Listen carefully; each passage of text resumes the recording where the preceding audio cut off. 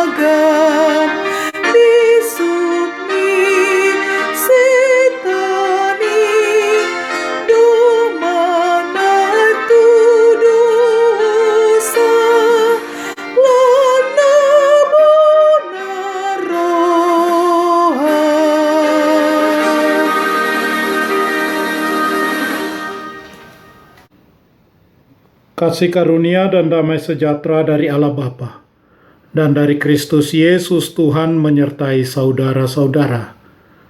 Amin.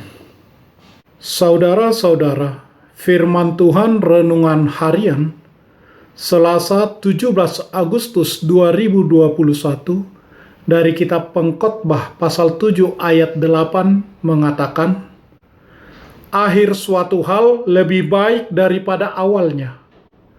Panjang sabar lebih baik daripada tinggi hati. Dalam bahasa Batak Toba mengatakan, tagonado hasunan nihata sian pabikasanna.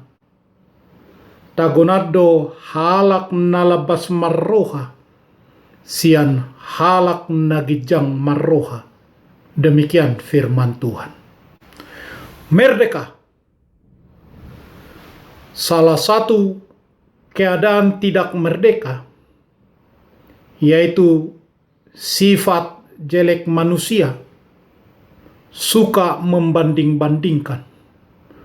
Suka membanding-bandingkan kondisi masa lalu dengan kondisi masa sekarang.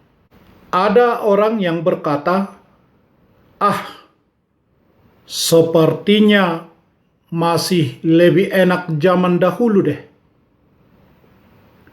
Dulu itu makanan murah, bensin murah, semua aman. Tidak seperti sekarang. Mau cari uang sulitnya setengah mati. Penak zamanku toh, begitu judul lagu Via Valen. Benarkah demikian? Memang betul. Tidak ada hari ini tanpa kemarin. Atau besok tanpa hari ini. Lalu bagaimana kita harus bersikap? Pengkhotbah renungan harian ini berbicara tentang masa dan waktu. Bagaimanapun panjangnya suatu masa atau suatu waktu di dunia ini, pasti ada akhir dari masa dan waktu tersebut. Kekekalan hanya ada di surga atau ada di neraka nanti. Oleh karena itu, sang pengkhotbah menulis suatu prinsip yang luar biasa. Akhir suatu hal lebih baik daripada awalnya. Oleh karena itu, tidak boleh memandang bahwa masa lalu itu lebih baik dari masa sekarang. Menurut pengkhotbah, berpikiran seperti itu sama saja dengan pemikiran yang tanpa memiliki hikmat. Pengkhotbah pasal 7 ayat 10. Ada masa untuk segala sesuatunya. Masa lalu sudah berakhir, dan masa sekarang adalah yang harus kita jalani. Masa lalu tidak dapat kita ubah, sehingga untuk apa membanding-bandingkan masa lalu dengan masa sekarang? Jika kamu ingin bahagia, jangan biarkan masa lalu mengusikmu. Kamu boleh melihat ke belakang, namun jangan membawanya kembali. Maafkanlah orang lain yang telah menyakitimu di masa lalu. Apa yang mereka lakukan sudah lewat. Yang mengganggu hari ini adalah perasaanmu saat ini yang berasal dari beban masa lalu itu. Lepaskanlah. Pahitnya masa lalu mengenalkanmu pada cara untuk bekerja keras dan lebih banyak bersyukur. Panjang sabar lebih baik daripada tinggi hati. Kita harus bekerja keras sebaik-baiknya di masa sekarang ini, agar di masa depan kita boleh menuai hasil yang lebih baik pula.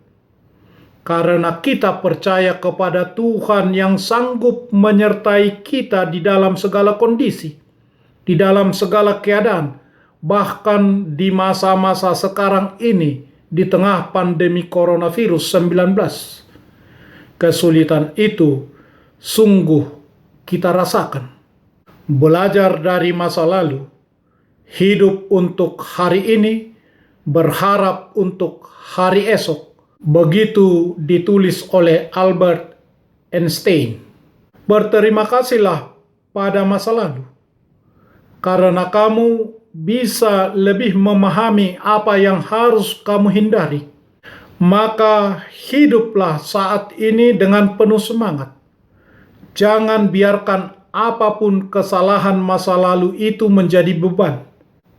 Tetapi biarlah masa lalu itu menjadi pendorong. Setiap orang menempa jalan hidupnya sendiri di dalam Tuhan. Jika perlu, istirahatlah ketika kamu merasa lelah. Karena hidup tak hanya tentang hari kemarin, namun juga untuk hari ini dan besok. Setialah kepada Tuhan. Tuhan kita kekal sampai selama-lamanya. Amin. Marilah kita berdoa. Ya Tuhan Allah yang Maha Kuasa dan Maha Kasih, kasih-Mu adalah kekal selama-lamanya. Kami mengucapkan terima kasih kepadamu, karena Engkau memelihara kami dari dahulu sampai sekarang. Anak-Mu Tuhan Yesus Kristus telah mengajarkan kepada kami bahwa langit dan bumi akan binasa, tetapi firman-Mu kekal selama-lamanya. Tetapkanlah hati kami mempercayai firman-Mu melalui Roh Kudus. Tolonglah kami supaya bertekun dalam doa, memiliki sikap hidup yang lebih baik dan panjang sabar daripada hari-hari lalu, sehingga kami senantiasa bersukacita di dalam Yesus Kristus Tuhan kami. Amin. Marilah kita menyanyikan buku nyanyian HKBP dari nomor 249 ayat 1. Bangkitlah hai jiwaku, dan tekun berdoa, jika datang seteru, kau tetap siaga. Godaan setan pun selalu memperdaya orang yang beriman.